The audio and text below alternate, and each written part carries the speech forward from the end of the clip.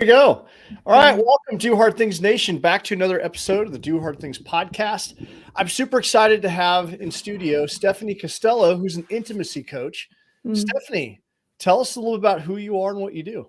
Yes. Thank you for having me. I'm super excited to be here. All the things that we're about to talk about are just like my jam. So thank you for this opportunity to have a conversation with you and share with your community.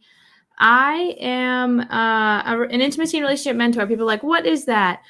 So I help military, first responders, nurses, doctors, all those people that really help the community, and they're mostly struggle sometimes or to protect the community.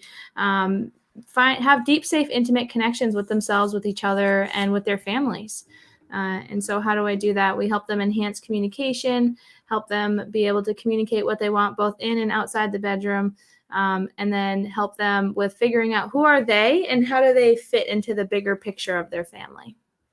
I love that. And some people might be asking, what does doing hard things have anything to do with an intimacy and relationship coach? Well, hard has a mnemonic. It's your health and wellness. It's affluence and wealth, relationships and Yes. development. And relationships, I can attest from my life, have been one of the hardest things to navigate, right? How to Mm. successfully navigate a relationship. I have been divorced. It sucks. How do two people fall in love and then get to a point that they hate each other? That's not my scenario. I mean, Mm. actually, we have a really good relationship, but so many people, they fall in love, they have a wonderful family, and then they end up like doing child handoff in front of a police station because they hate each other. How does Mm-hmm. that happen? Why does that happen? I want to talk about some of those things today, and maybe give you guys, the audience, like Stephanie's going to give you guys some great knowledge about how to like just show up better in your relationships. So I'm super excited about this topic. Me too. So let's just start off with this one. What is the biggest challenge that you face in coaching couples in regards to intimacy in the relationship? Yeah, great question. The biggest challenge is being able to hear each other out without taking things personally. And then so it's like it's really that simple. Being able to listen to each other, active listening to each other, and not take what the person is saying personally. Right. So when we're talking about our emotions, we're sharing how we're feeling, we're sharing what we're thinking. And when we're sharing how we're feeling, oftentimes, as people in general, as humans, we'll say, I feel frustrated when you do XYZ. Right. And basically, what that's saying is, I feel frustrated because of you. And that's really not what we're intending to say. And so when we're trying to communicate what we're really feeling, I feel statements and then a behavior statement, that's not an I feel statement. That's a you're a problem statement.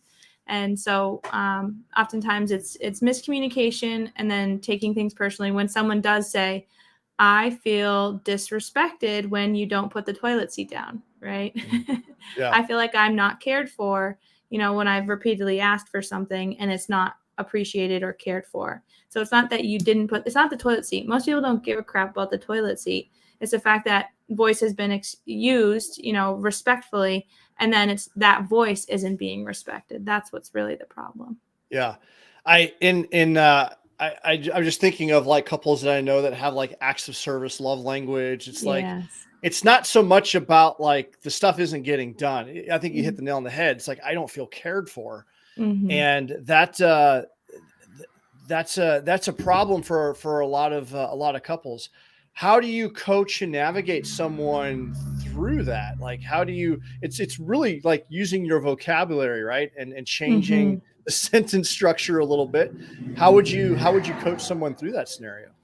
Yeah, so the best part in that is when we have two people together, Mm. because then when there's like sort of a mediator, in the situation, I don't mediate like legally or anything. I just mediate conversations between couples.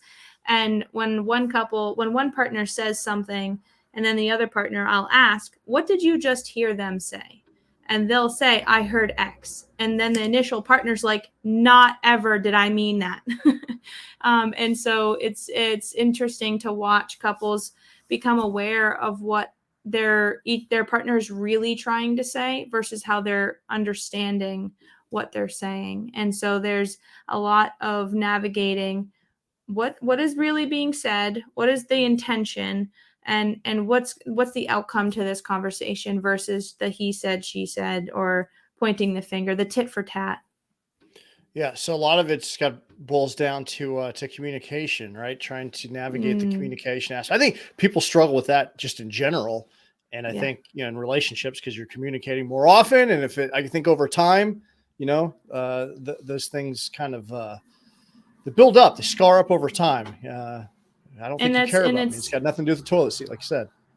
Right. And so there is the emotional piece behind it, right? So the communication is the expression of what's happening internally, externally. However, internally, oftentimes people will not have a clear picture of what internally means for them, what they really desire in their life, how they feel about themselves, what they want for themselves, what they want for their family, what they want for their partner. There's often what I refer to as impulsive decision making versus intentional decision making. And when we're able to really sit down and be like, what's the intention of this conversation? What are we coming here to achieve? Then there's this ability to communicate the desired outcome versus just expecting, which is what we call blind agreements, covert agreements, when we're expecting something. Like if we get frustrated with something every single day, but we don't say, hey, this is what I like and this is why I like it, can you please respect it? We're getting frustrated, but the person that we're getting frustrated with has no idea because we are the only ones that know about the agreement that we've made with somebody else. I love that you bring that up. The covert agreements is, I think about the expectations versus agreements. Oftentimes people have expectations of someone else. They're an adult, so they should just know that I want the toilet seat, and I'm a woman and I need the toilet seat down. It should be just an expectation, right? So we walk around with all these expectations. And like you said, it's really a covert agreement and we get pissed off at the other party and they don't even know. They don't even know. Because you haven't clearly articulated why that is an issue for them, and you just stew on it, right? Literally, and then getting into the other person's shoes. Oftentimes, like if you're somebody who needs to put the toilet seat up, you're not really thinking about why the toilet seat needs to be down because you're just so used to it being up. Like the time you put it down is when you need it to be down. Like it's not a big deal either way for you. Where some of us have no choice but to have the toilet seat down. You know what I mean? So it's being able to see the perspective from each side. I don't care about the toilet seat. It is what it is. That I genuinely doesn't bother me. But if somebody has a significant germ concern where they literally are disgusted by touching a toilet seat with their hands, then there's an understanding there of okay, I need to understand life from your perspective. We're sharing space. So I'm going to do my best to respect you as much as I can. I'm not going to be perfect because I don't have to think about that on a daily basis. Yeah. Love and respect go hand in hand. So having the shared understanding of, hey, this other person is not me. They live a little bit differently. They see the world through a different lens. They have certain things that make them different and it's important to them. And then having the respect of honoring that, right? And then making the attempt to honor that. That's where the love comes in. It's like absolutely. I understand they're making an attempt, right, to honor what I want and desire. Yeah, it's interesting. The next thing naturally that comes up for me is intimacy. The conversation about intimacy. It's so uncomfortable for people because one, they don't want to feel or be rejected. And two, it's like, well, I already said it, so I don't have to say it again. I don't want to have to ask for it again. I get it. Asking for something intimately, whether it's behind closed doors or not, is uncomfortable all the time. Like having to ask for something repetitively, it's not necessarily uncomfortable, but it's like, can't you just be in tune with me, right? There's this sense of wanting to be in tune with the other person. For me, when I'm trying to teach new people, new clients on how to navigate their intimacy, it's all about what effort are you putting in, right? So being able to learn new skills with each other and be okay with the learning process. Some people just want it like that. They're, if someone has never exercised their intimacy skill sets, they're going to be a toddler learning how to walk again, right? They're going to need to take time and put in the effort. And that's the effort piece is we're such an impulsive society. Like we want it now. We want it yesterday. We don't want to work for it and do hard things and exercise through whatever we're about to achieve. as a team. It's like it's either have it or don't have it at all. And that in between is something that is unfortunately very not rejected, but dismissed by couples. Why do you think people struggle so much with communications, especially like couples? Why is this such a challenge? Why is telling your partner what specifically you want so hard for people? That's such a complex question. I could take it in so many directions. Truthfully, the first thing that comes to mind is socialization, how we are socialized as individuals. It's based on the lens, which is the lens that we filter everything through in our world. So there's many varying social identities. There's gender, there's sex, there's classism, there's like all of these varying social identities. And so when we're raised in a certain home by certain people, and then we look at our family generational patterns, and where there's actually, I just put it away. There's a whole process and how to figure that out and to look at really what's happening when two people are coming together and communicating. It's not just how long you've known each other. It's not just how long you've been alive. It's what happened before you were born into your family and how that impacted how you were raised and where you were raised. Did you move a lot? Did you stay in one community? Did you have a close-knit community? Did you have a lot of varying communities? Like all those experiences have an impact on how we communicate as people. And so trying to think of an example. I have a couple clients right now, heterosexual, white, male and female, right? So a little bit older generation. So very stereotypical family home dynamic. She stayed home for most of the time, raised the children. He worked a lot. Now that the children are grown and out of the home, there's this like, who are we and what does our life look like together? And one of the things that they're challenged with right now is she's like, I'm done being the caretaker of everyone. Not that she doesn't want to help care for others. It's just this mental exertion that she is so tired of exerting, because as women, as a female, she was taught that you're the one that has to plan everything through and take care of all the details, and he gets to just come along and enjoy. And they don't believe that as people. So like, I don't believe that. I've never once thought or said that. It's like, I totally get you don't believe it. However, subconsciously, that is definitely the pattern that you're following through, because that's what you watched when you were raised, and that's how community has spoken to the two of you and how you're supposed to act in your family.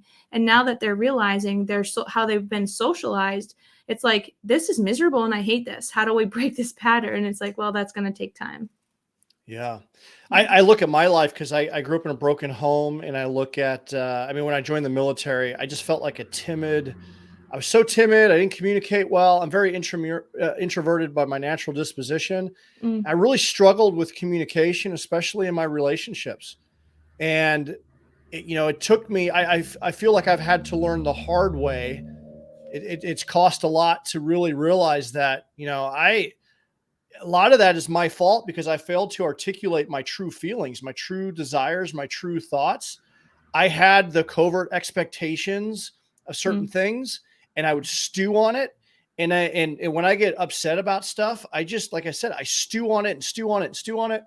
And I didn't realize like how toxic and how much misery it had caused my life. And it ultimately, if you don't left unchecked long enough, it will erode your relationship.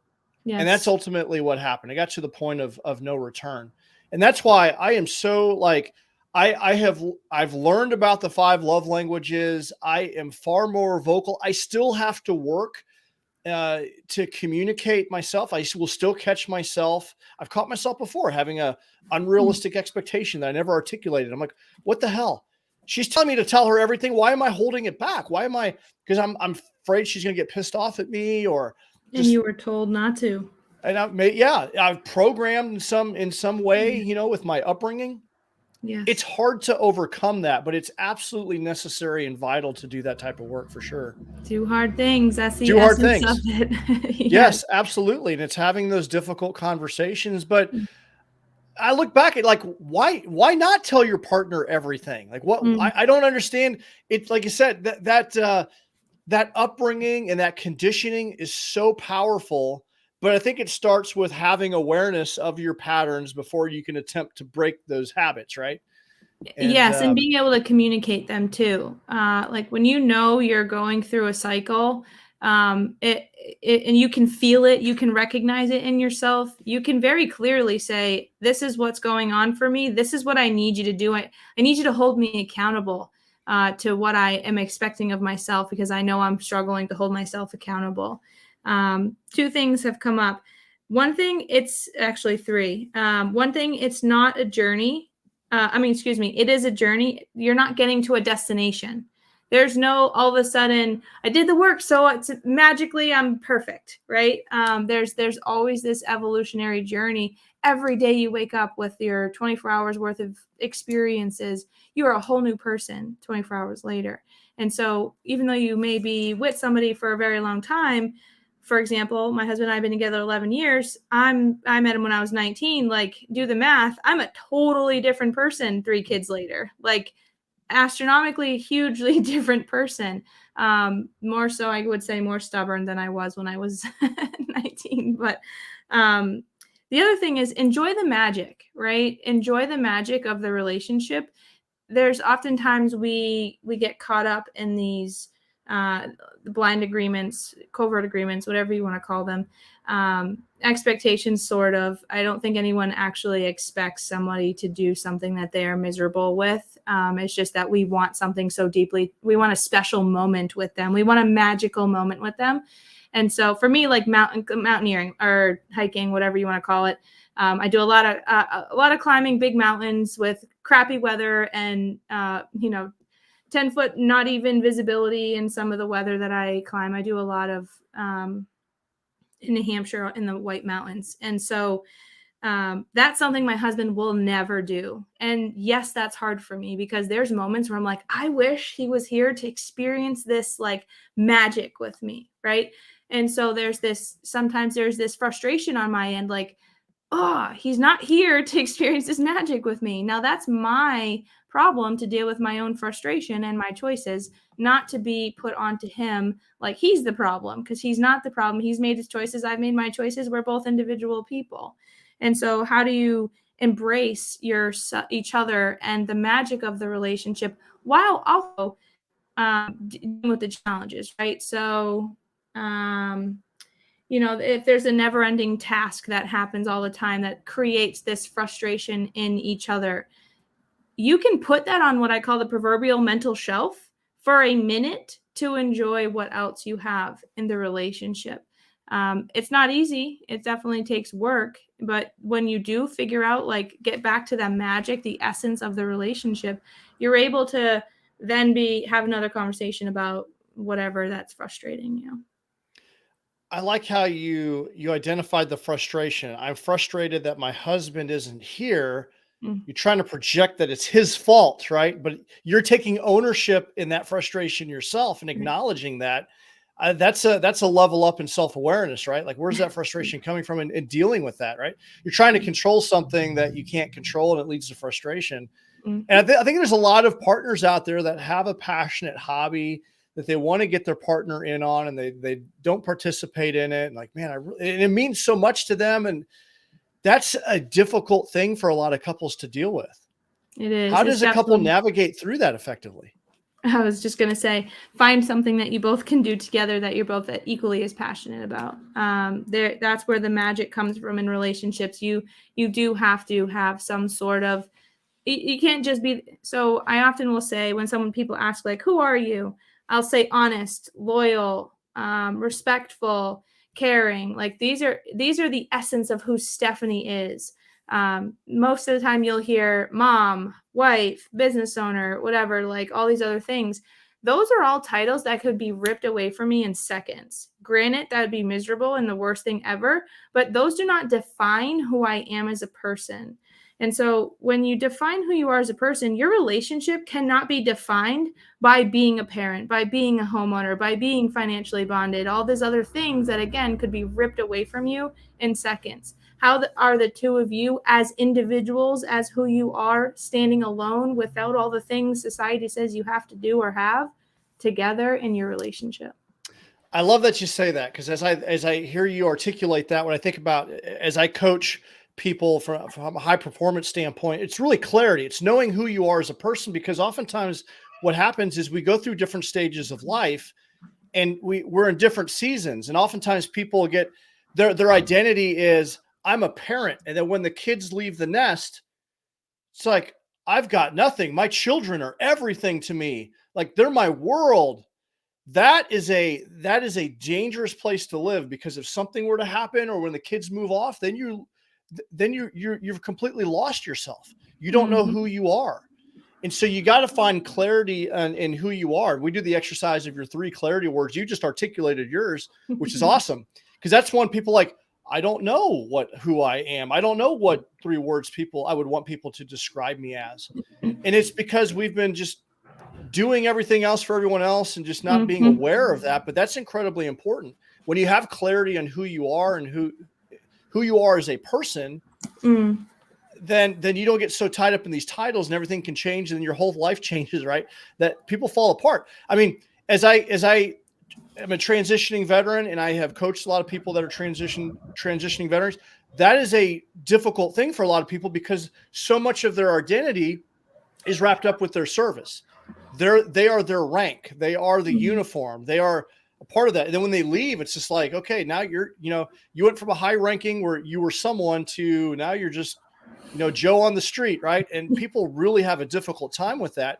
And it's because they had too much of their identity wrapped up into that particular title. And unfortunately, the training that military professionals, police, firefighter go through, they're not trained how to deal with your subconscious mind and your conscious mind, or your emotional brain. When your emotional brain kicks in full drive, you're trained how to work through it and how to keep fighting and keep doing, the job that you're there to do. But then you're not trained how to, that's a kick on. You're not trained how to kick it off. And you're not trained how to kick it on. The difference between it being kicked on personally and professionally, right? And so there's those two different things. And civilians don't understand, because they don't necessarily have never been trained in how to even exercise their mind in such a do hard things kind of way. Yeah. It's like you have that emotion. It's like, okay, you need to stuff that shit in your rucksack. We got to go. Right. But eventually over time, like you keep doing that, you can do that for so long. And I think that's one of the problems that we're having with the suicide, the high rate of suicide. And it affected me, right? All of this stuff came boiling over. Eventually you put a pot on the stove with water in it, you turn the heat, it's going to boil over, right? And that's what happens to people. They boil over. They don't know how to deal with their emotions. Right. And it's a problem. It definitely is. Absolutely. So what are some of the, did we get to all 3 of your points? I'm sorry. There's actually a third one that I wanted to mention. Go for it. Yes. Yep. So intimacy, and this is actually sort of ties into like the pot boiling over.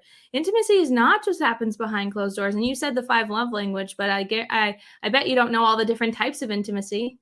Do you? Oh, you're putting me on the spot here. No, I am.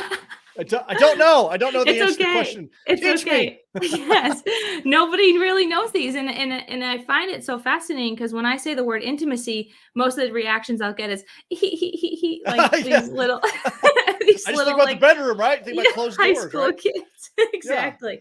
No, so educational intimacy, intellectual intimacy, spiritual intimacy, emotional intimacy, non-sexual physical touch intimacy. One of my big things. There's intimacy without sex? There is. I know, right? Whoa. I joke around a lot with new clients. I always say people pay me a lot of money to teach them how to give 20-second hugs to each other. And they it's funny, but then they're like, that's not funny. Like, that's all I needed to do. Really? So yeah.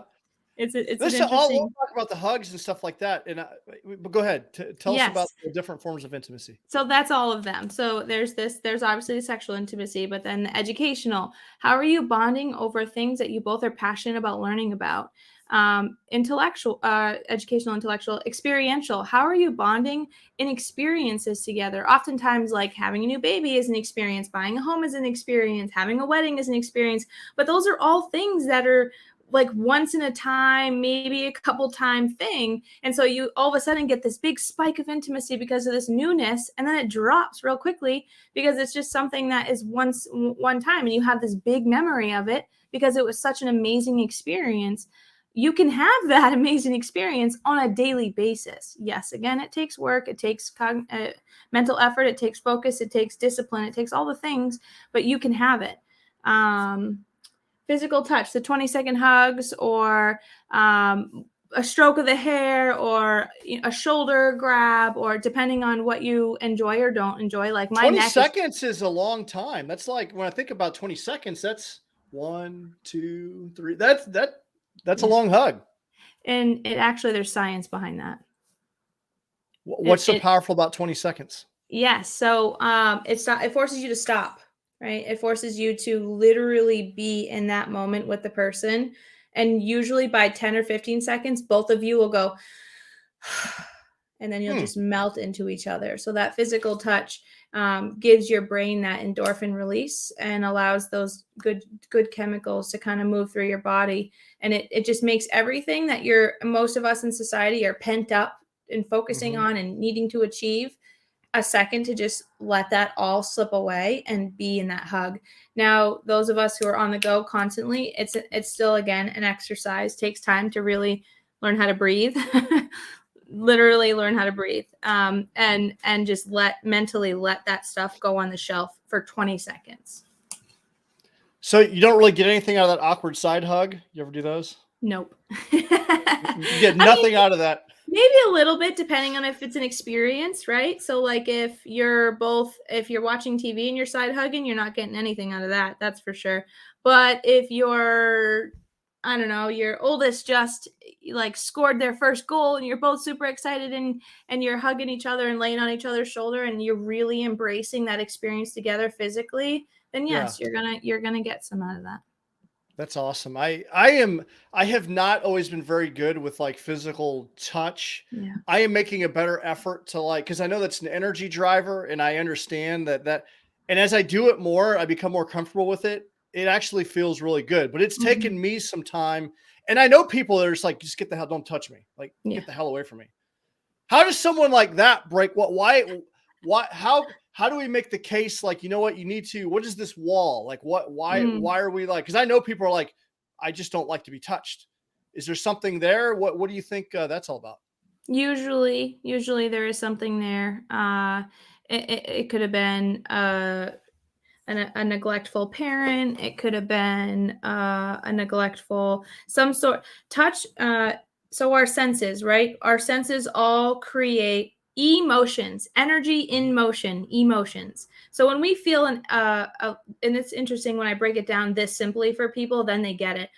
When our senses are triggered by something, our brain, like chemicals, shoot into your body all throughout your nervous system, and that's what we call anxiety. Really, it's just a chemical moving from our brain to the rest of our body, creating a sensation that we then describe as anxiety.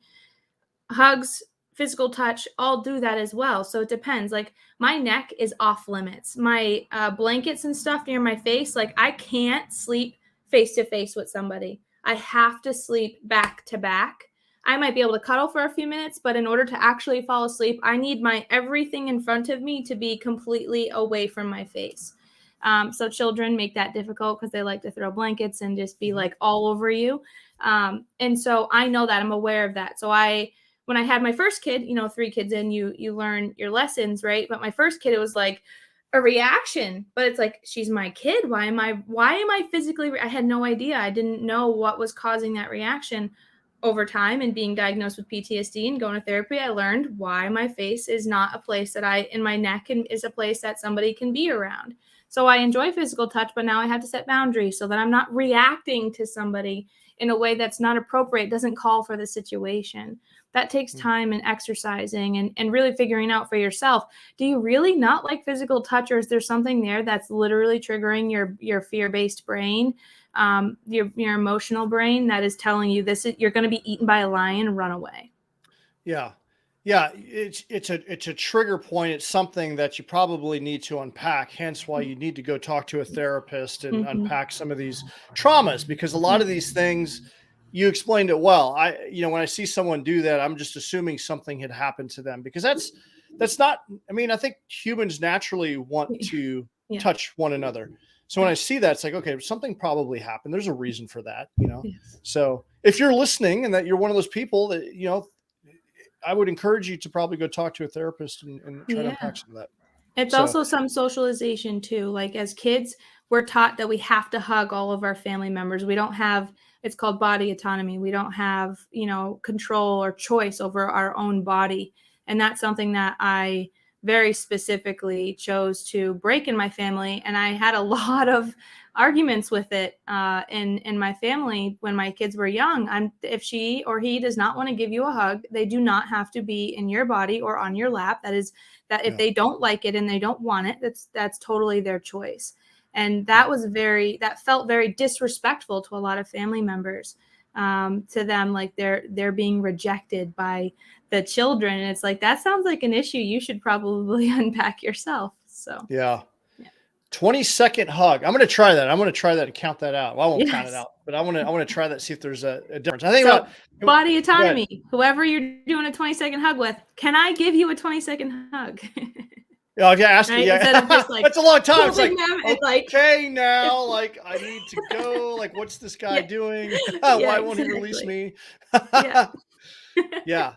But there's something, I mean, as I think about, like, I had kind of a neglectful upbringing, so I am assuming that probably had a lot to do with the lack of like wanting to physically touch people and high five them or Mm, shake their hands and stuff like that. mm, But as I worked through that and as I'm doing it more, I'm actually starting to enjoy it. And you do get a lot of, like, it does feel good to really hug someone and like care about them and mean that. So I think it's important. yeah, and you did the hard, so you probably didn't like physical touch before, and it's okay not to like something. We don't wanna sit there and be like, "How dare you not like physical touch," right? That's by no means what we're saying. We're saying it's okay not to like it. Ask questions. Ask why. Why don't I like physical touch? What do I need to Yeah. do to learn how to enjoy it? And I think that's the you Well, wrote somewhere about master resilience trainer. I really liked that title because that's essentially what I do is, being resilient and determined to get to the other side of the whatever discomfort you're experiencing because you can make it comfortable if you really want to. Well, what I noticed was a friend of mine, he'll be listening, Craig. He's been on this podcast before. He'll listen to this. He's like Tigger. He's like, every time we're with our friends, he's like high-fiving and hugging. And everyone's like, Mhm. man, I love it when Craig gives me a hug. And I'm like, well, I'm missing out on something. So I'm going to try Yeah. this. I'm going to be deliberate about it. And the more that I've done it, the more I'm starting to enjoy it myself. And I had to kind of Mm, unpack that. And I talked to my therapist about it a little bit. And yeah, it's stuff from my childhood but as I engage with it more and the more I do it, the more, because life is about, one of the things that I teach, the meaning for life is having powerful connections. And when you can, our greatest human desire is to feel loved and appreciated and to give love and appreciation, and physical touch, like giving a good hug, like it feels good. And mm. people love that. And it's just something that you can do to really, show someone that you care about them. And be genuine about it, yeah. Yeah. Genuine hug, not that awkward side. Those are not really genuine, are they? Like, I really wanna hug, but I don't wanna ask for it because I don't Like, want you do to I reject hug me. you or not? I don't know what to do here. I don't know if I do Yeah. the handshake, Yeah, right. awkward Step thing. brothers. Just going for the hug. Just going for the Yeah. hug. I know. Are you Even familiar with Wim Hof? The No. Wim Hof breathing technique. Oh, I think he's Dutch, maybe from Holland. He's got the world records. He does all the meditation stuff. He does the heart to heart hug, which is kind of yes. awkward because it's kind of like you got to get your heart next to someone, and they swear Mhm. by it because you can feel your heart's beating, and I guess you can get a lot of energy from doing that. Mhm. So There's another one too that, with couples that I'm working on building. It's an in-person thing, so it's kinda hard to describe, uh, virtually without another person to show. But basically, you're sitting face to face, and I actually use this. It can be a very intimate, like, with a romantic partner experience, but you can also do this with really anyone. I did it with my oldest for quite some time because she was having such a hard time with her nighttime experience. And so, first off, before I explain, kids, people, any adults, whomever, when we're frustrated, we really just want a hug.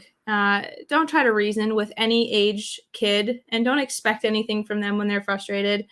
Just give them a hug and hope it's better. Now, don't just give a hug to like silence them and then never help and fix whatever they're trying to work on, or right. Especially if it's a romantic partner, don't just say, oh, give me a hug. Really, you just need a hug. It's like, no, really, you need to take some action, right? Don't be avoidant with your hugs, because then that will train them not to take hugs from people. And we don't want to use our choice and our power in a very inappropriate way. Now, if we're using it appropriately, another one is you can put heart to heart. You can put your hand on their heart, put your hand on your heart, and then they put their hands over you, right? And so then you're both there embracing each other, and you can sit like legs on top of legs, so you're closer to each other and you're literally in each other's space, so you can feel each other's heart, you can feel each other's breathing. So if there's this, it feels like we're being very distant, like keeping distance, but then when you're embracing each other's eyes and just being there and being in that moment, you might even be able to lean in and put your heads together, depending on how flexible you are.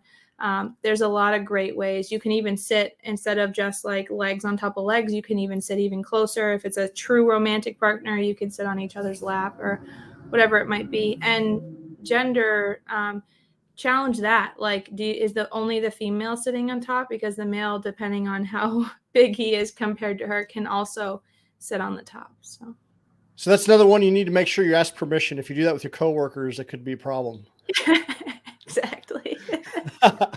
No, that's awesome. I never heard of that one. That one would be one. I'll give that a try. That sounds like a good one. Sorry, let me plug in my computer here. It's about to die. So let's shift gears here a little bit. Sure. Now, I wanted to ask you, you work specifically with your niche is military and law enforcement. And thank you for working, in our community. I really appreciate that. And I guess I wanted to ask, like, what are some of the common themes that you see in our community, some of the common challenges in regards to intimacy? Yes. Thank you for that question. Also, originally, I wanted to be a cop. I spent my first degree and I did my internship, and I spent like 5 years as a kid in this program called the New Hampshire Police Exploring Program or something like that. And so spending a lot of time around police, firefighter, military, first responders, I was raised in a way that most children aren't raised, right? And then in working through my own, like, why do I want to do this? What is happening here? Got to my internship and was like, this is not what I want to do. And I couldn't figure out why. There was a bigger reason why.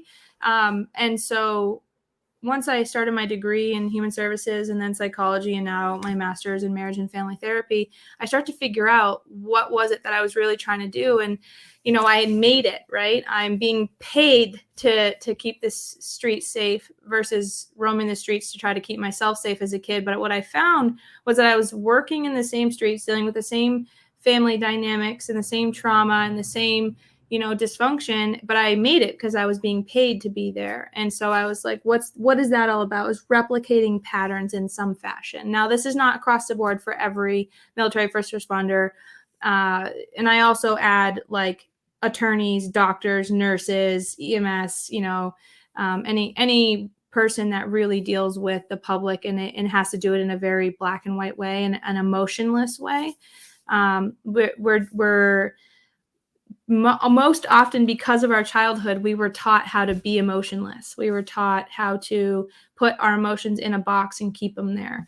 And that is something that I find across the board when I'm working with anyone who's working with the community, that they're so readily able to put their emotions in a box and leave them there and shut that door as tight as they can.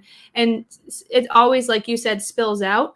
But the strength in being able to shut that door is something that can be used. It is a strength. It can be used as a strength. It just individuals need to learn how to use it appropriately.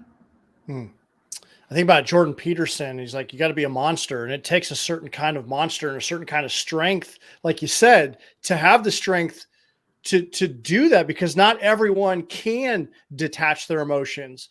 However, if you are among that class of people that do that type of work, you're going to have to go back and address the emotions. You're going to, like you said, it's going to boil over. You have to have the strength to deal with that and the knowledge to deal with that. And I think that's ultimately what helped me get into the type of work that I'm doing. And I appreciate that you're doing that type of work in the realm that you're in, because it's needed. It's needed. A lot of people aren't even aware of themselves and what it's costing them to just stuff it away. It almost cost me my life.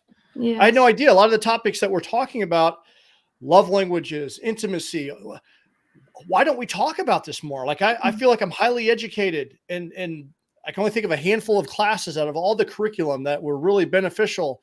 And the things that mattered most, I had to figure out on my own. Literally. And we can create a space where there's so much less suffering if we just had a class in public schools like we do art and music and gym, and we teach them all these other skills, but we don't teach kindergartners how to play with kindergartners. We don't teach first graders how to talk to another first grader. And then they're watching these, big screen Avengers movies and stuff, and they're literally replicating what they see in all of this media, and they have no idea how to communicate with each other and how to be in a genuine relationship and not a superhero artificial relationship. Yeah. We kind of talked about this on the first call that we had. Like, we mimic a lot of what we see on TV when it comes to intimacy. A lot of what people learn is from pornography, which a lot of people don't want to talk about the statistics of pornography and how destructive it is. That's such a taboo topic that no one is talking about. And it is destroying people. It's destroying relationships. And people are thinking that that's the norm of how you should act in your own relationship. And it's such Hollywood, right? And it's even more than just like how you should act. It's training you on what you should be attracted to. So when someone is watching like a scrawny woman and maybe with some surgeries that the individual might have gone through, that's a very with no stretch marks, like that is not your average female in the world, never mind just America. And so when that's all you're attracted, that's all you see, and you see the outcome and you get that release, it's a constant training of that's what you're supposed to be attracted to. And that's how, in this release will come when you find that what you're attracted to. And so we don't understand how, it's called mirror neurons. So we mirror what we see in each other. No matter how old you are, we still mirror what we see. And so, and who we're around, is the whole adage of like, you become who you spend time with. It's true. You literally take on other people's skills. And even in a small way, like I take on accents. Most people are like, where are you from? Because for some reason, accents are just something that, and I even apologize to somebody who has a thick accent when I first meet them, because I'll say, I might start mimicking you, but it's not intentional. Like, I don't know why. It's always been a thing, but it is. And so that shows you how trainable we are, and even in a subconscious way. I think it was you that was telling me, we think about like, you see things and you mimic them, and you have, like, we talk about like pornography. Yes. And you start to train yourself. Like, that's what sex is. That's what it's supposed to be. And then it's like if you're skiing down a run over and over and over again, you start to like create the grooves in the snow. And if you were just to hop off the lift and just you're going to follow the grooves, right? It's almost like you've got to retrain yourself to hit the other powder. Because that's what you're training yourself in. This behavior becomes habitual. It becomes you've created that neural pathway. Exactly. And so that causes dysfunction in your sexual well-being, because it's not living up to what you've trained your brain to do, because your brain is, what you perceive reality to be. Exactly. And every time you go down that run, if you've gone down it 100 times, you probably could go down blindfold. You probably could do it. You probably get to the end of the run. Sometimes you're like, whoa, what did I just do? Because you can subconsciously just know what to do, and it's muscle memory. So it's definitely unfortunate that young children, typically young men, watch porn, and then young women learn from young men. And so it's like there's a need to stimulate nerve endings. That's like, people see intimacy as just stimulating nerve endings and getting to an end result. We got to get to that result. We got to get to that big explosion. And then eventually people get to that explosion and it's like, not even, it's like, oh, okay. That was a nice time, but see you next time. And it's not this passionate thing. And they're seeking that passion, which is where drugs and alcohol, not passion, but that emotion, they're seeking that emotion from the passion. And that's where drug and alcohol come into play, because when we drink and we smoke or whatever, we start to feel those good feelings. And so then now all of a sudden sex is great, because we're both feeling however we're feeling based on whatever we've taken or experienced. And now it's this great time. And it's like, no, it's really not a great time, because you're literally not capable of enjoying your full experience when you're intoxicated. Yeah. No, that makes a lot of sense. I was thinking about this as so on the topic of, I look at porn as like a form of escapism. As I've worked with couples and individuals, people are they very passionate in their early part of their relationship, right? The first 18 months, the first 24 months is where you have the honeymoon. You're in the honeymoon, right? You have that euphoria. You can't get enough sex. Everything is great, right? And then over time, you kind of start to phase. Yeah, the landing phase, right? You start to kind of maybe drift apart. You kind of get in your groove a little bit. And then you get to a point where the passion's really like gone. And I know couples. The burying phase. Which phase? The burying phase. The burying phase. So I know that there's a lot of couples that have just completely lost intimacy. One partner wants to have sex more often. The other partner just has no interest in it whatsoever.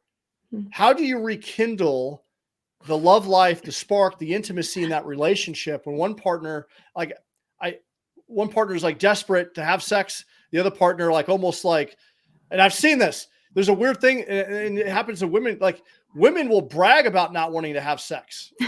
I've seen women talk about this. I'm just like, this is not normal behavior. Like this is something that needs to be addressed. To me, it's a red flag. In those cases, how do you get intimacy and spark that passion back into a relationship? What's going on there? Oh, again, such a complex question, but I will do my best to try to break it down super simplistically. Usually, I'm going to speak for heterosexual relationships, because commonly it is a heterosexual relationship that has that expression the way you just explained it. Usually the male is wanting more intimacy, sexual intimacy specifically, and the female is like, I have no interest. And it can be hormonally, like around menopause, right? It can also be like maybe a cancer diagnosis or some other medical diagnosis that could have impacted the desire for intimacy. There's a lot of things outside of just the relationship challenges. So if there are those things need to be worked through before there can be this openness. With that said, oftentimes males are, again, subconsciously socialized to believe that the female needs to just needs to just give what the male wants. And then the male's like, okay, she doesn't want to. What does she want? And then I'll get what I want, right? And so it's like, no, that's also not how it works. You don't just give so you can get, because that's ingenuine. You're just giving selfishly so you can get what you're wanting out of the situation. And she will feel that. She will feel when the giving is not genuine, because you're just trying to receive for yourself in the long run. And so when you're constantly focused on, I want sex, I want sex, I want sex, and your partner is like, yeah, well, you're not getting it because my needs aren't being met, there's this disconnect. And so simplistically, I came up with this thing, the Venn diagram. Any listeners, if you're driving, don't do this while you're driving, but think of a Venn diagram back to, second grade, the two circles that come together and meet in the middle, and you've got that commonality section in the middle. On the left side, you're going to write out me. I want for me, I want for you, I want for us. And then in the middle is we, and then on the right side is them. They want for me, them, they want for themselves, they want for me, they want for us. Okay.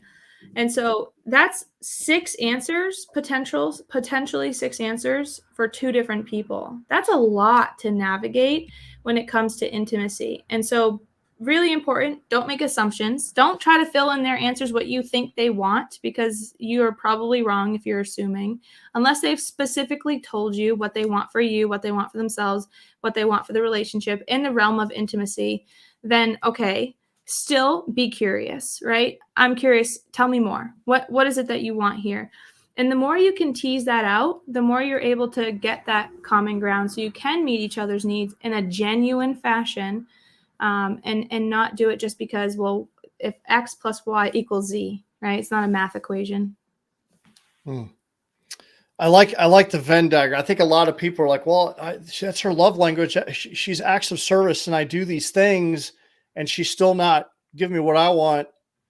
Like that seems to be a common thing. So how does someone do things for someone if the other person is always thinking that it's just to get what they want? Like, how do you break through that? How do you make it more genuine?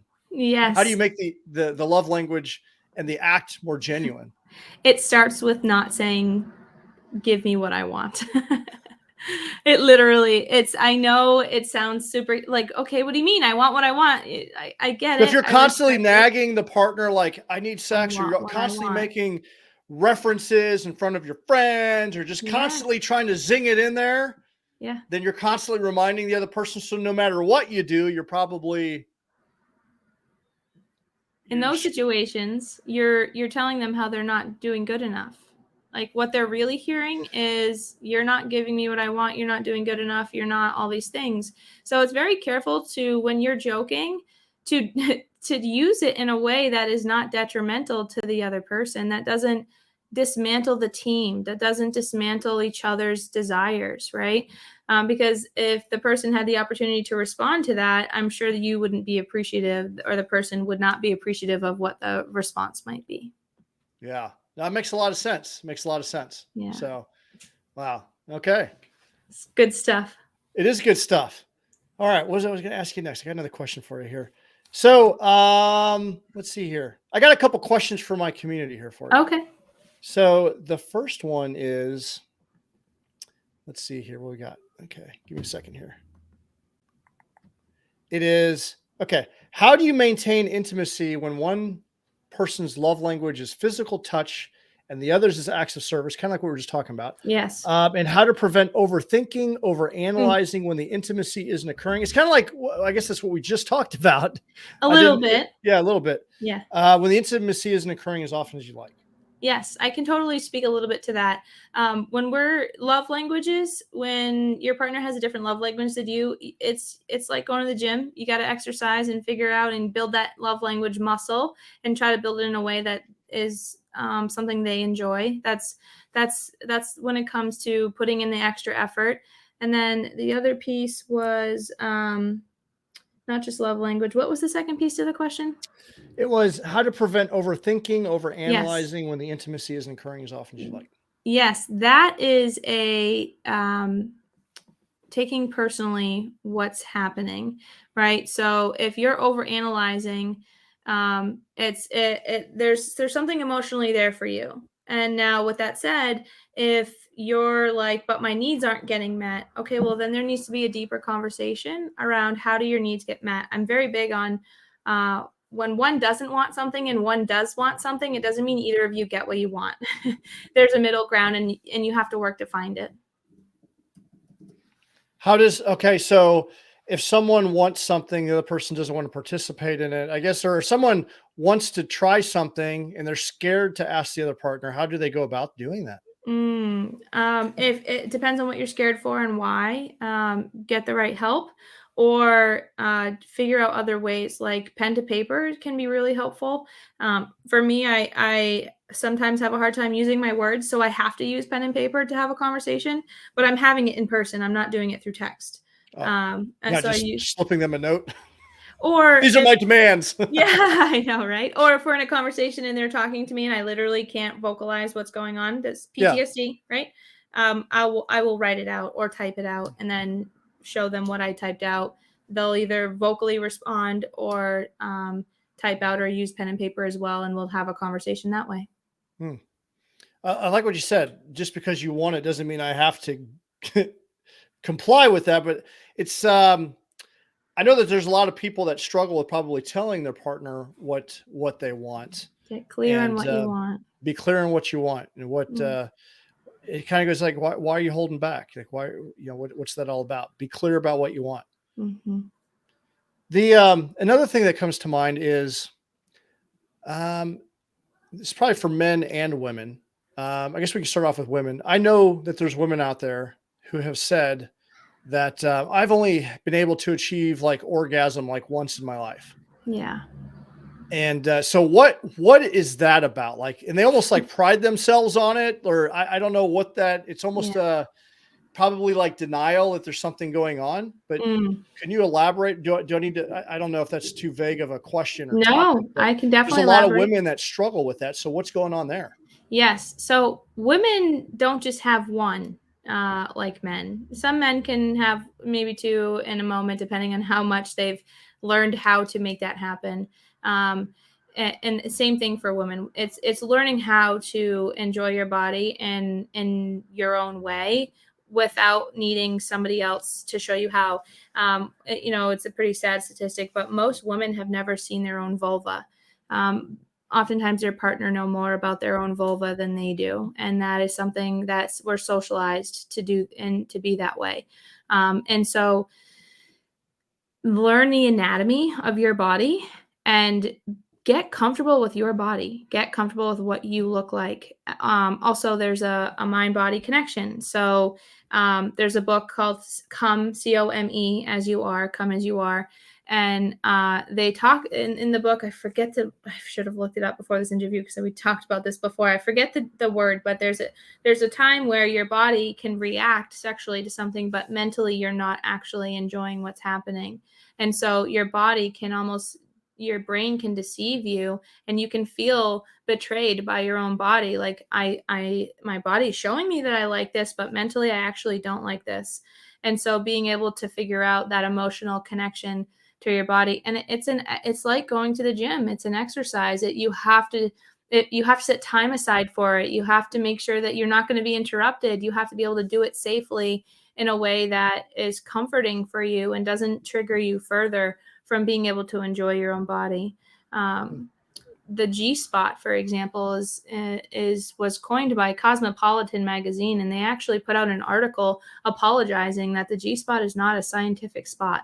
It's an area in a female's body, but it's not an actual one spot for every female. Every uterus and vulva and vaginal canal is different for every woman. They're all shaped differently and come in different sizes and everything. So what your spot might be different from the next 20 women that you talk to. So you have to figure it out for yourself. So the bottom line is if you're not achieving orgasm, or you need to figure that out physically, or it's something emotionally or mentally, and it's something that you've got to work at to figure out. Exactly. What about men? Now, there's a lot of men that have like erectile dysfunction. Yes. They can achieve orgasm almost too quickly, or they struggle with getting it up or completion in general.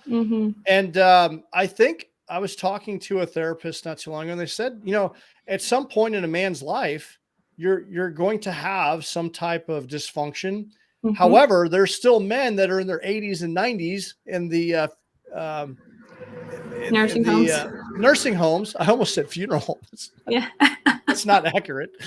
That are still achieving, they're still having sex. Like the STD rate in nursing homes is actually quite high, highest. Right? They're still enjoying sex. So what is going on with men when it comes to erectile dysfunction and those things? Yes, that can be a plethora of things. It's usually medical, diet, heart disease, right? There's a lot that can go into it medically, and it's as well as emotionally. Too much trauma to emotionally that can create that like, nope, that's a shut off kind of button that naturally comes on its own. And then the quick ejaculation or early ejaculation. There's things you can do. There's exercises you can do for that too. It's learning how to stimulate your nerve endings appropriately. I might get a lot of flack for this, but circumcision creates also trauma to the body. The body is born a certain way for a reason. And when we decide to Yeah, why don't we surgically. have a movement for that? Like, I didn't get a choice. I didn't Yeah. get a choice. Me Mm, too. We need to start a yeah. new like hashtag. What? What? Yeah. It's unfortunate. It's really unfortunate, when we damage the body in ways that is because of, you know, we're born a certain way for a reason. So when we Yeah. dismantle things, it is unfortunate circumcised men do not have nearly as much stimulation as uncircumcised men. There's a significant amount of nerve endings that is damaged when the baby is super young. Hmm. Interesting. Yeah. All right, got another question for you here. Okay. Um, how do you influence someone to do something that they know they need to do but absolutely refuse? Oh, Someone. Well, I guess we'll leave it at that. Then I can go into like a deeper like scenario. yes. So influencing someone, I would recommend you check in with yourself. Why are you trying to influence them? What is it that you're wanting that you're not getting that you're trying to help them learn how to give you? At some Sex. point, yeah, yeah. Not me. This is my community. Yeah, at some point there's a need to take a look at how much have you tried, what have you tried, who have you tried, to help with the support in the situation.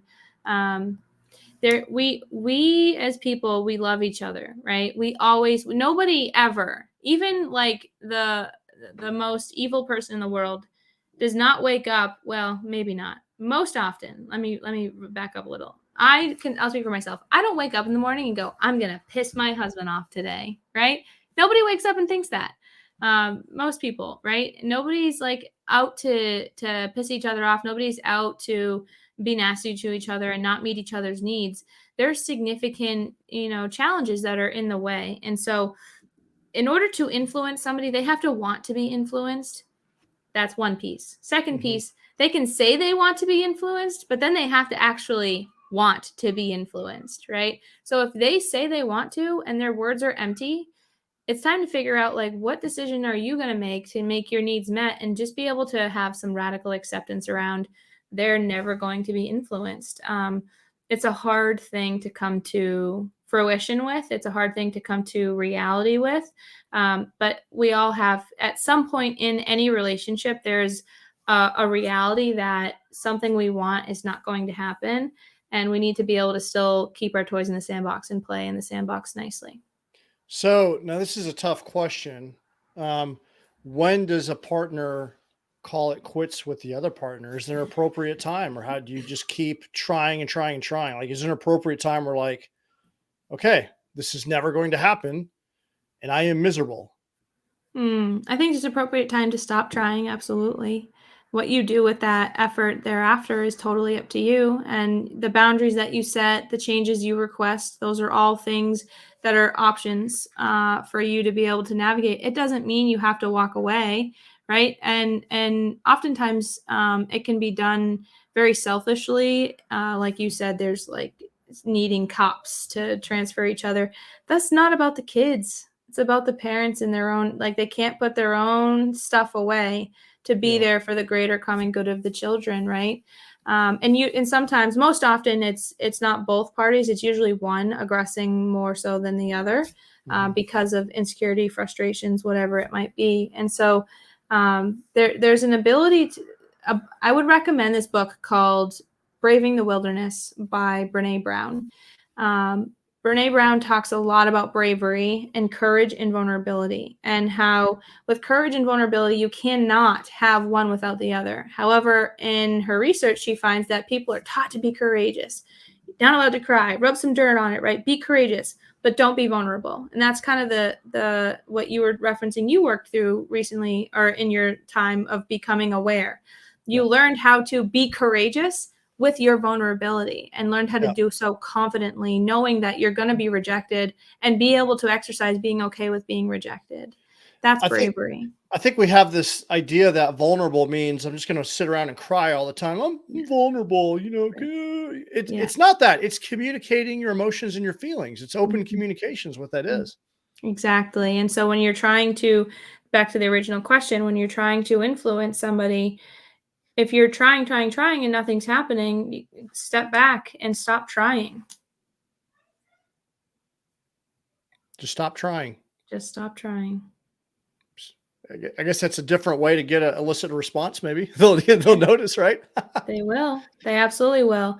And Yeah. then when all of a sudden they're like, "Oh, you've stopped trying now. What should I do to take action?" That's Mm, when you have a decision to make. Are they only going to try when you stop trying? If are they not actually participating as a team? And then if you're stuck in that pattern yourself, how are you going to break it? mm. That's some good stuff there. That's some good stuff. I appreciate that.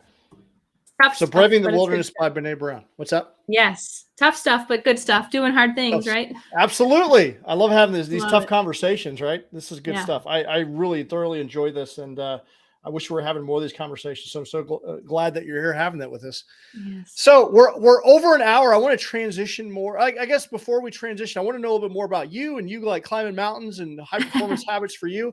What else do we need to know about intimacy and relationships? What's important before we transition into you? Set boundaries, know what you want, and figure out how to compromise, right?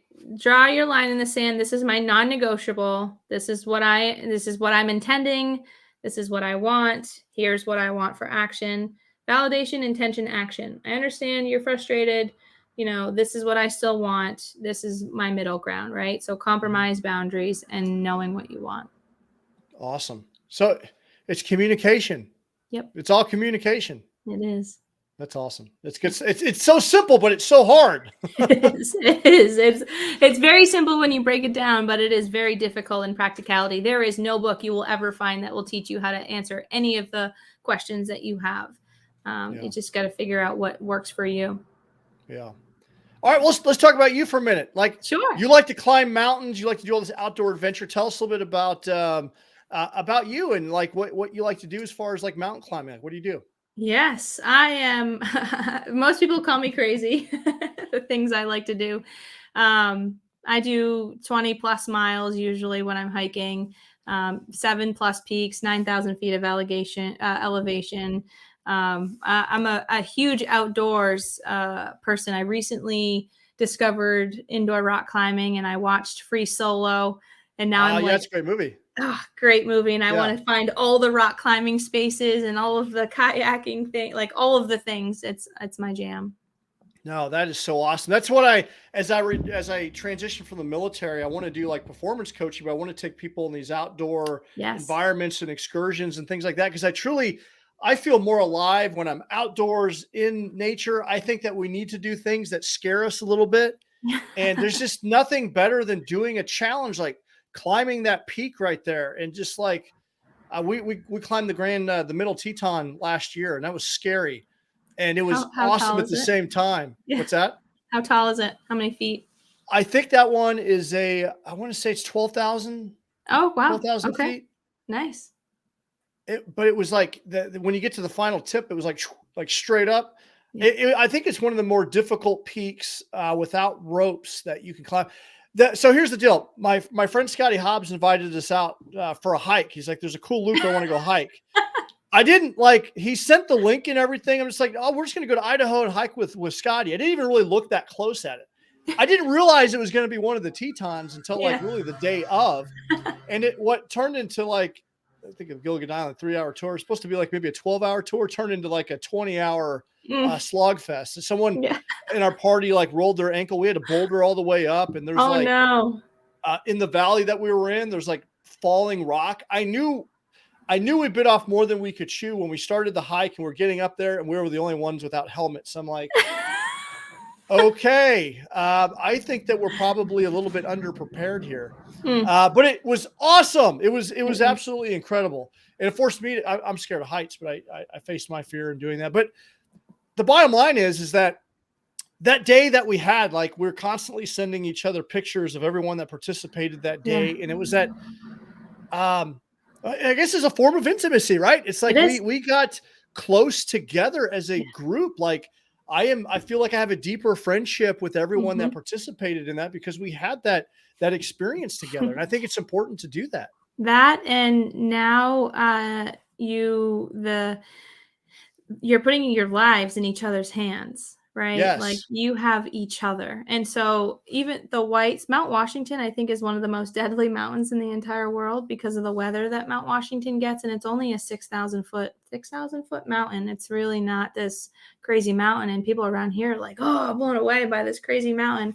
I do something what's called like traverses. So I'll do like a presidential traverse, which is from it's a 22-mile hike from Mount Madison, Adams, Jefferson, Washington, Pierce, Eisenhower, Webster, Jackson. So it's all of those peaks and all in one sitting. And so like, especially even winter, springtime, you don't know what you're going to get. Like you can see a clear day and then weather can come in and literally you have no idea. You have to be prepared to spend the night in those mountains if you get stranded.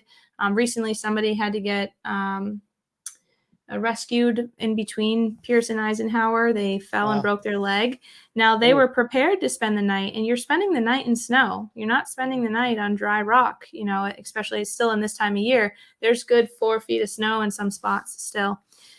So it's when you're out there with people, one, you want to make sure you're choosing the right people who can help you if you need help and aren't going to freak out.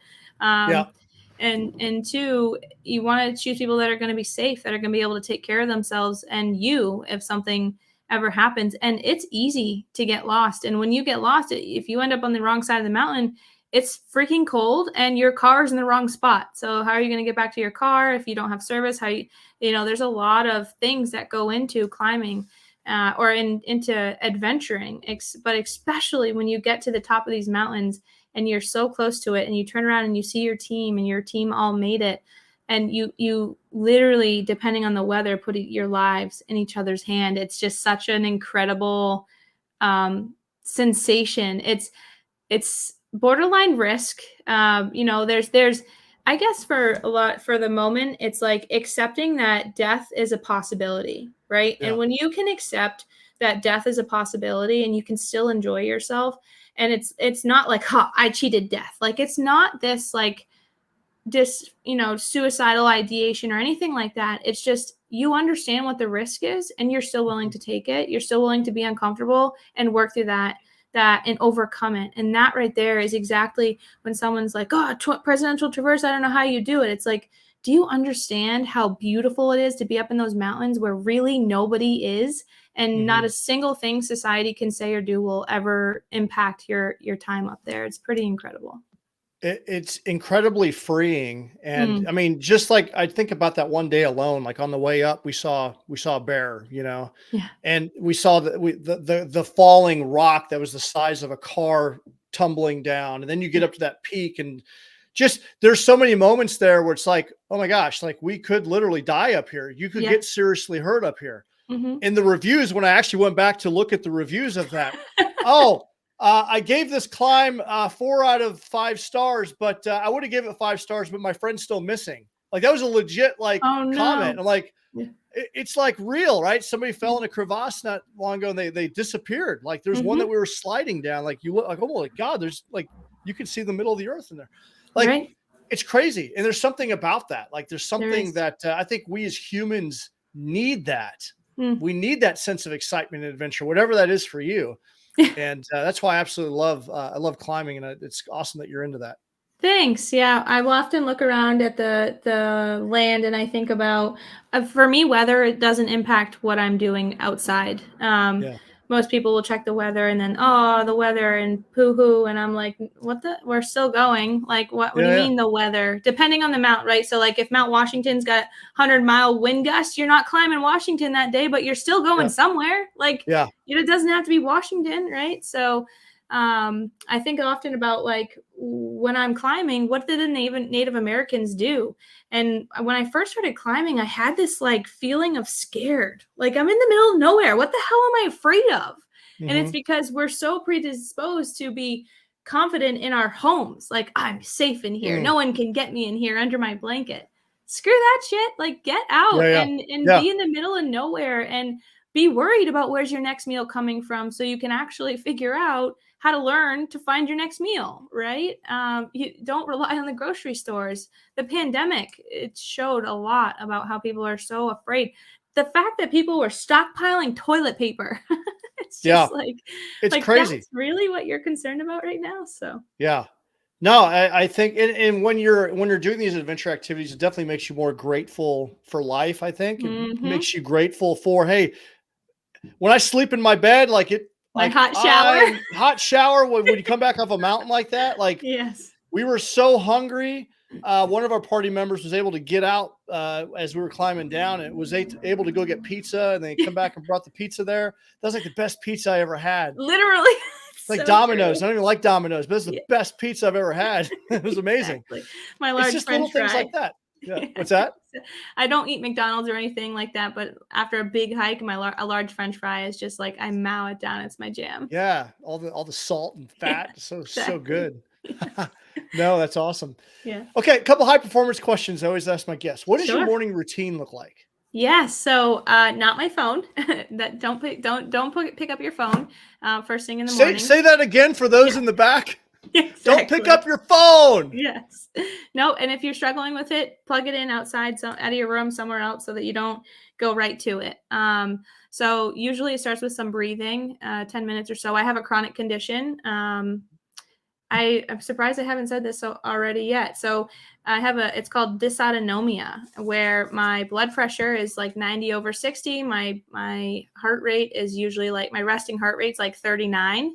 Oh, The wow. cardiologist is like, we don't like people like you. We have to tell you eat a lot of salt, and normally we'd have a problem with how low your heart rate is. So for me, breathing, I literally have to exercise my cardiovascular system, and you do that through your breathing. And so that, and then my workout space is actually in my room. So depending on the day, it starts with some 20 minutes of rowing, or my upper body exercise, or a hike, or my powerlifting, depending on where I'm going and what I'm doing. Then it will go to eating right away, because my body needs that nutrition in order to thrive. Balancing, for me, I've had to learn that if I want to live my life the way I want to live it, and not based on what my nervous system decides for the day, I have to be very specific and strategic in how I'm making my decisions and what I'm doing when. I have to eat every 2 hours. I have to eat smaller meals. I have to sleep 8 to 10 hours a night. I have to exercise. If I don't, I'll get deconditioned, and I will not be able to walk outside with my children. So if anyone takes anything away from that, it's, if you don't have to, be lucky that you get to, and choose wisely, right? Be thankful for what you have. Lacey tells me that all the time. It's like, you don't have to do anything. You get to do it, right? It's a good reminder. Like, yeah, I get to do this, right? I get to Yeah. live. It's a reconditioning, or it's a new perspective. Mm-hmm. I like the morning routine because I think that really sets people on firm footing throughout the day. So I think dominating the morning is absolutely critical to a successful day.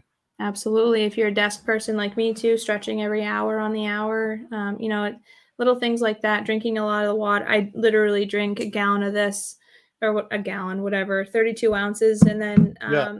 another thing of mine is, I don't know if you know much about hydration tablets. They say start your day with 8 ounces of water, but I do a lot of hydration tablets. One, because I need to eat an incredible amount of sodium in order for my blood pressure to stay up, so I can stand up straight, not get super dizzy.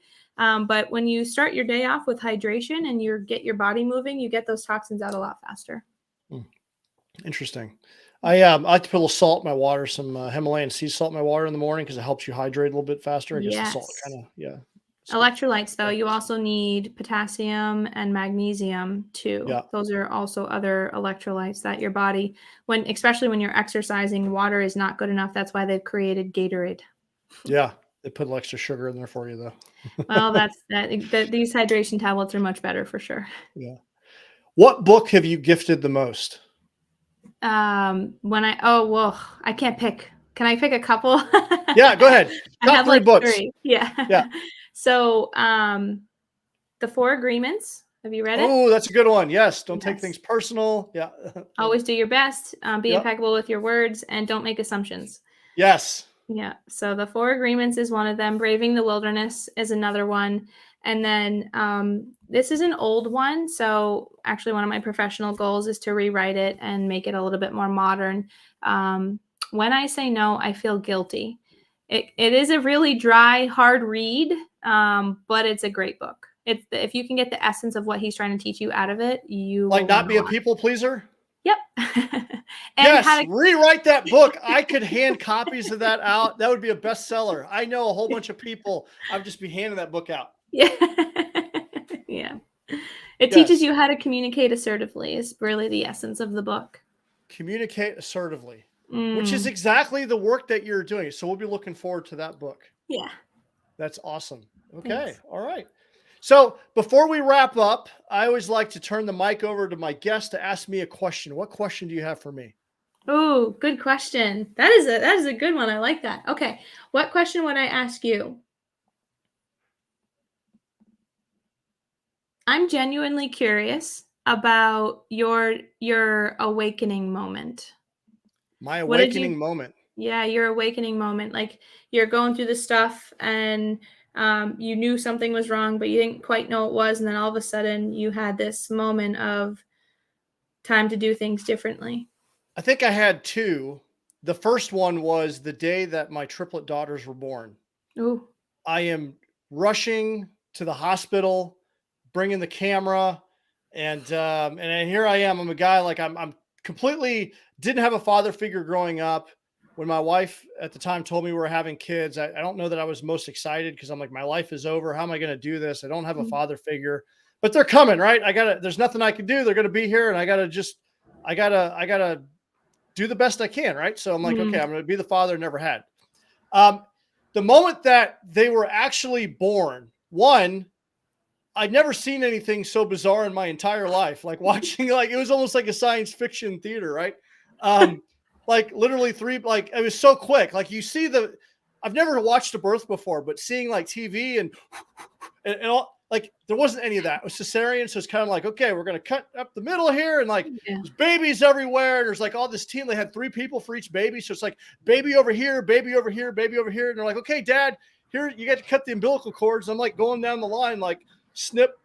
I was like a complete shock. I'm like, I never saw that before. I never saw this before. I'm doing this thing. I'm like, it's so weird. It's so weird to me. But when the shock finally wore off and I'm like, okay, I need to like unpack all of my bullshit. I got to stop being a bullshitter. Like it's like real now.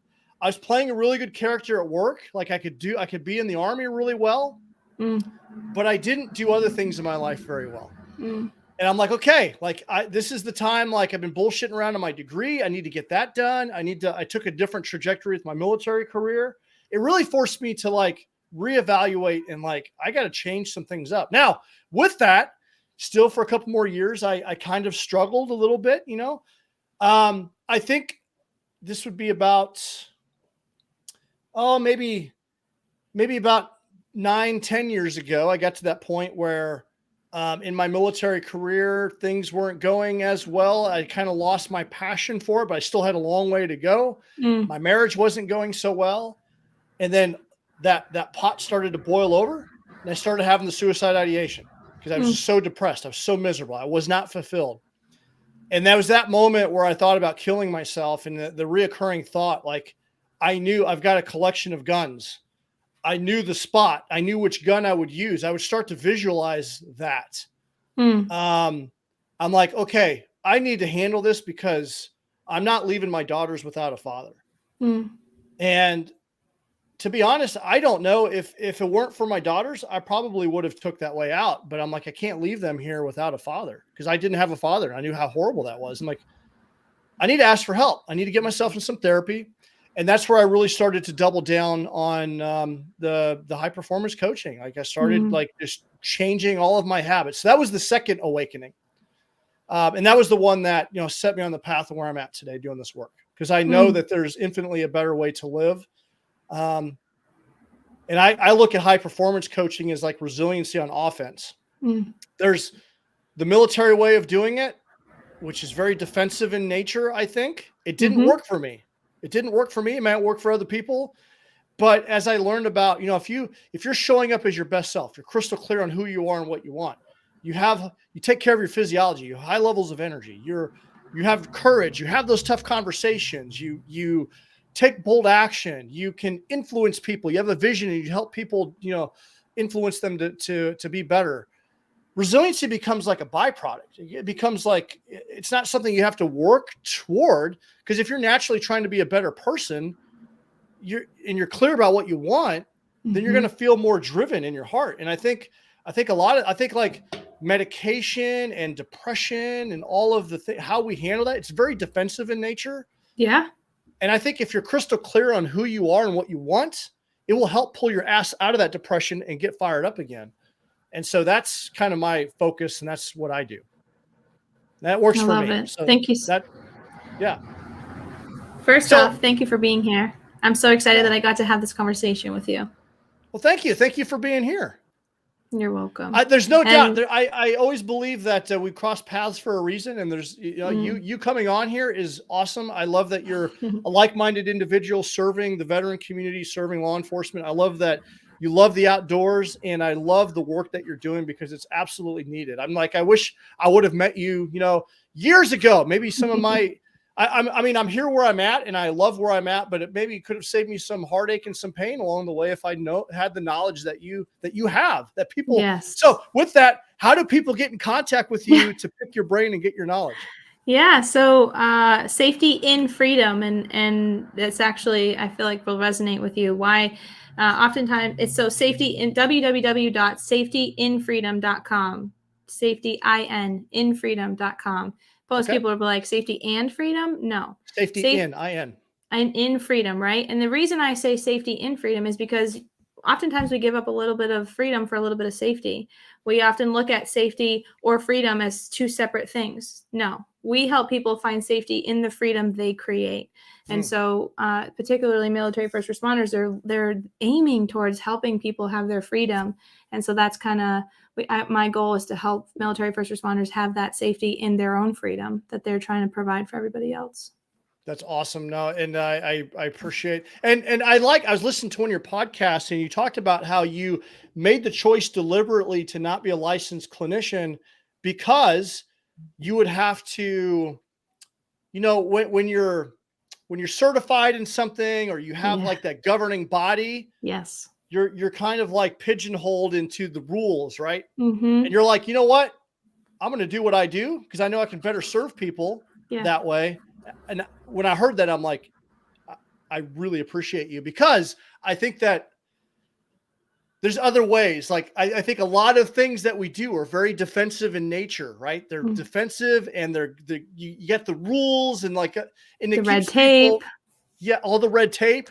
It's all a bunch of bullshit, and it's ineffective. And I think that there's other ways to do things. And I love that you're like, you know what? You made the decision. Like, I'm not going to go that route. I'm going to go it my way and do it my way because I can best serve that way.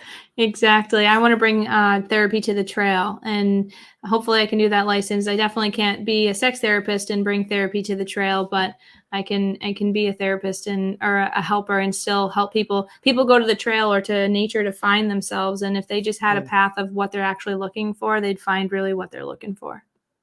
Absolutely. Yeah. Well, Stephanie, I appreciate you. Is there anything else you want to hit on before we take off? All. Thank you so much for being here. No problem. I hope that we can do some more. And work I mean in the that future. genuinely. Like, I'm very grateful I got to have this conversation with you, like that you're here. I'm grateful that you're here. Well, I'm grateful that you're here, and I'm grateful that we crossed paths, and I'll talk to you offline. I think that I would love to have you come back into our community and maybe do some more guest speaking. Cause I know I'm just thinking of the list of people that could like benefit from your education. So I would like to see if there's more collaboration opportunities. So love it. Well, but we'll talk offline about that. All right. Thank you so much for being here. For everyone out there listening, keep doing hard things. We'll see you guys in the next episode.